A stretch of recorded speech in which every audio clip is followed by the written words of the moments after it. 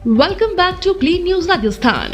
चलिए देखते हैं राजस्थान की 15 फटाफट बड़ी खबरों को। किसान पशुपालकों के लिए बड़ा मौका, मिलेगा 5 लाख रुपए। देश में दूध उत्पादन को बढ़ावा देने और देशी नस्लों के संरक्षण को प्रोत्साहित करने के लिए केंद्र सरकार हर साल गोपाल रत्न पुरस्कार देती है। इस पुरस्कार के लिए आवेदन की अंतिम तिथि 15 सितंबर तय की गई है। पशुपालन मंत्री जोराराम कुमावत ने बताया कि यह पुरस्कार राष्ट्रीय गोकुल मिशन योजना के तहत 3 श्रेणियों में दिया जाता है। इसमें स्वदेशी गाय और भैंस पालन करने वाले किसान, सर्वश्रेष्ठ कृत्रिम गर्भाधान तकनीशियन और सहकारी व दुग्ध उत्पादक कंपनियां शामिल है। गहलोत का केंद्र सरकार पर वार, बोले राहुल गांधी की यात्रा से घबराकर लाए जा रहे हैं नए कानून।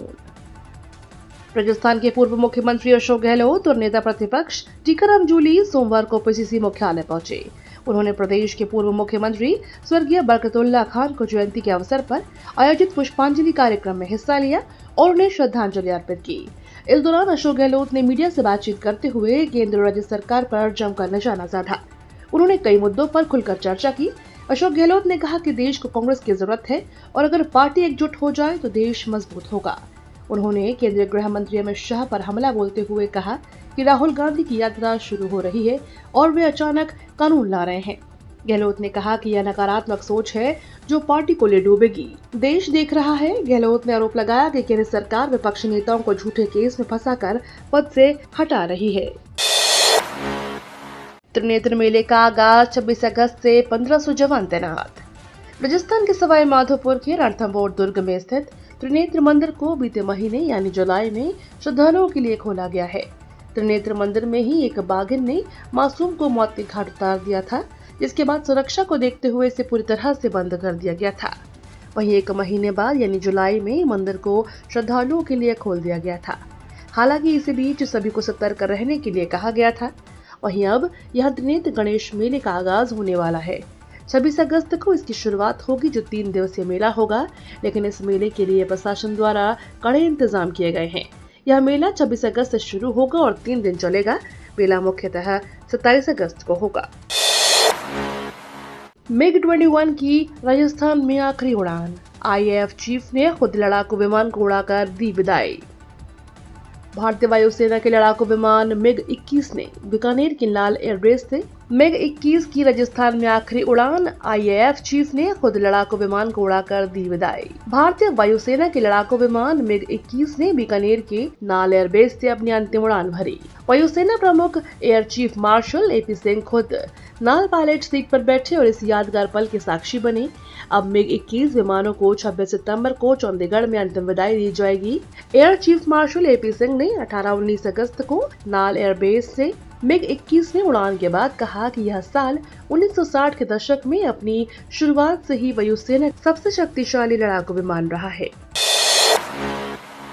RPVT परीक्षा में बीकानेर के दिवाकर ने किया टॉप, बोले ये मेरे लिए मोटिवेशन, मेरा लक्ष्य।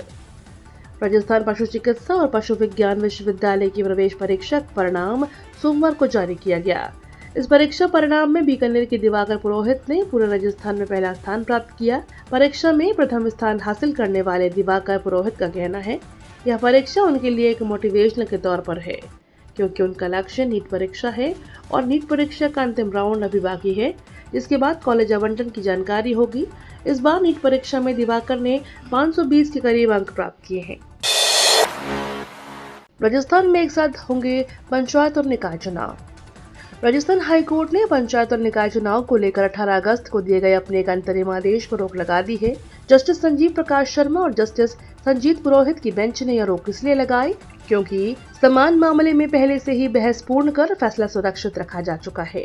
ऐसे में कोर्ट ने माना कि फिलहाल एकल पीठ ने आदेश को प्रभावी नहीं होने दिया जा सकता। सरकार की ओर से पेश महाधिवक्ता राजेंद्र प्रसाद ने दलील दी कि पंचायत चुनाव जल्द करवाने और परिसीमन से जुड़े मुद्दों को खंडपीठ पहले ही सुनवाई पूरी कर चुकी है और निर्णय सुरक्षित है। इसलिए इस स्थिति में एकल पीठ का दखल देना न्यायिक दृष्टि से उचित नहीं होगा।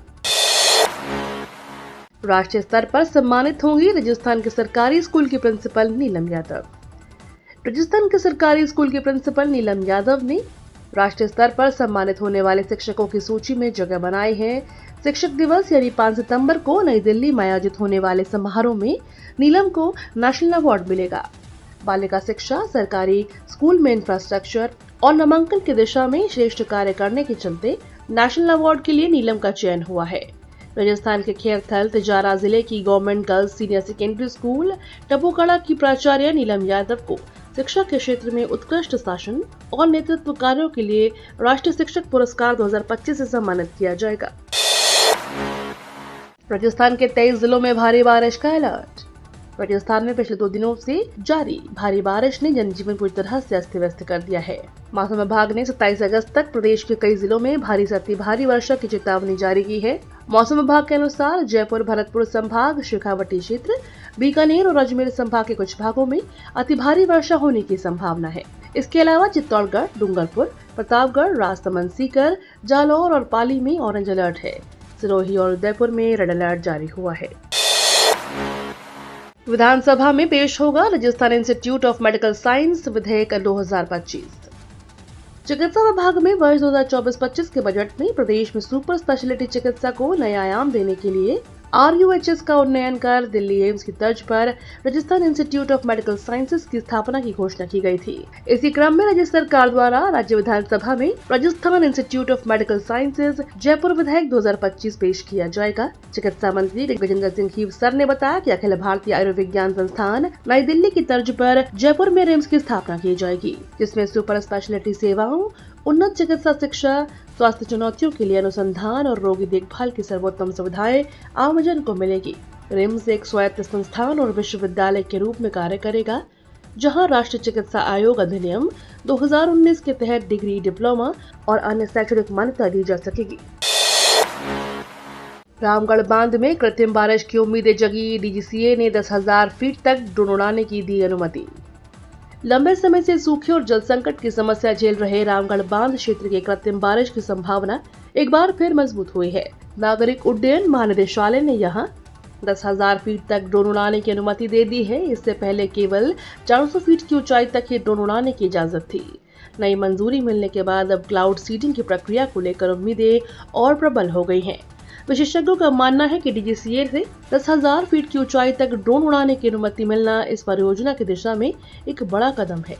यदि सितंबर में ट्रायल सफल रहता है तो इससे न केवल रामगढ़ बांध में जल स्तर बढ़ेगा, बल्कि जयपुर और आसपास के इलाकों में भी जल संकट से बड़ी राहत मिल सकती है। दीपावली पर सौगरिया से दानापुर के बीच चलेगी एक और फेस्टिवल स्पेशल ट्रेन। दीपावली के त्योहार पर कोटा से बिहार और उत्तर प्रदेश जाने वाले यात्रियों के लिए रेलवे ने एक नई विशेष ट्रेन चलाने की घोषणा की है। इस ट्रेन का संचालन कोटा के सौगरिया स्टेशन से दानापुर के बीच किया जाएगा। यह ट्रेन 27 सितंबर से 1 नवंबर तक कोटा से चलेगी। वहीं वापसी में 29 सितंबर से 3 नवंबर तक दानापुर से संचालित होगी। राजस्थान में इस बार पर्युषण और अनंत चतुर्दशी पर चिकन मटन की बिक्री पर रोक, अंडों पर भी पाबंदी। राजस्थान में इस बार पर्युषण और अनंत चतुर्दशी पर एक बड़ा बदलाव देखने को मिलेगा। अब इन धार्मिक पर्वों पर सिर्फ बूचड़खाने और मांस मछली की दुकानें बंद रहती थी, लेकिन इस बार पहली बार अंडों की बिक्री पर भी पूरी तरह से रोक लगाने का आदेश जारी हुआ है। स्वायत्त शासन विभाग के निदेशक JP चंद्रशेखर ने सोमवार को आदेश जारी करते हुए स्पष्ट किया कि 28 अगस्त को पर्युषण पर्व और संवत्सरी और 6 सितंबर को अनंत चतुर्दशी के अवसर पर प्रदेश भर में नॉनवेज दुकानों, बूचड़खानों और अंडे बेचने वाली दुकानों को बंद रखा जाएगा। स्कूल एजुकेशन में अब राजस्थान के छात्र सीखेंगे मतदान का महत्व। अब राजस्थान के छात्र लोकतंत्र की सबसे बड़ी ताकत मतदान के महत्व को सीखेंगे। निर्वाचन विभाग और स्कूल शिक्षा विभाग ने मिलकर राज्य के हर स्कूल में निर्वाचन साक्षरता क्लब के जरिए किशोरों को मतदाता जागरूकता और नैतिक मतदान की शिक्षा देने के लिए MOU साइन किया है। इस MOU के साथ ही राजस्थान देश का पहला राज्य बन गया है जिसमें स्कूल स्तर पर डिजिटल इंफ्रास्ट्रक्चर तैयार कर भावी मतदाताओं के लिए मतदान प्रक्रिया को पहले से सरल और सुचारू बनाया है। इसके साथ ही स्कूली छात्रों को 18 वर्ष होते ही मतदाता पहचान पत्र मिल जाएगा। निर्वाचन साक्षरता और मतदाता जागरूकता के क्षेत्र में निर्वाचन विभाग ने स्कूल शिक्षा विभाग के साथ सोमवार को सचिव सचिवालय में MOU किया। ट्रेन हादसों पर लगेगी लगाम, रेलवे लाएगा AI आधारित सुरक्षा सिस्टम। भारतीय रेलवे अब यात्रियों की सुरक्षा और यात्रा को और भरोसेमंद बनाने के लिए आर्टिफिशियल इंटेलिजेंस और मशीन लर्निंग का सहारा ले रहा है। रेलवे ने machine vision based inspection system शुरू करने की तैयारी की है। यह सिस्टम चलती ट्रेन के नीचे लगे हिस्सों की हाई रेजोल्यूशन तस्वीरें लेकर तुरंत अलर्ट करेगा, जिससे किसी भी ढीले, लटके या गायब पार्ट का समय रहते पता चल सकेगा। इस तकनीक से न केवल हादसों को रोका जा सकेगा, बल्कि मेंटेनेंस पर भी ज्यादा सटीक और समय पर होगा। रेलवे का यह कदम यात्रियों की सुरक्षा की दिशा में बड़ा बदलाव साबित होगा। कोयला मंत्रालय का ग्रीन मिशन, 12,750 हेक्टेयर भूमि पर प्लांटेशन का लक्ष्य।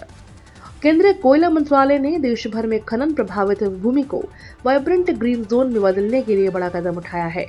इसके तहत मंत्रालय के अधीन सार्वजनिक उपक्रमों ने वर्ष 2025 से 2029 तक 12,750 हेक्टेयर भूमि पर प्लांटेशन करने का लक्ष्य निर्धारित किया है। इस अभियान का उद्देश्य बंजर और खनन से प्रभावित जमीन को पुनर्जीवित कर पर्यावरण संतुलन स्थापित करना है। वृक्षारोपण से भूमि कटान रोके जाने के साथ जल और वायु की गुणवत्ता में सुधार होगा, वहीं वन्य जीवों को भी सुरक्षित आवास मिल सकेगा। यह पहल जलवायु स्थिरता और पर्यावरण संरक्षण की दिशा में महत्वपूर्ण कदम है। ये तो थी राजस्थान की बड़ी खबरें। रोजाना सबसे पहले अपडेट पाने के लिए क्लीन न्यूज राजस्थान को अभी सब्सक्राइब करें।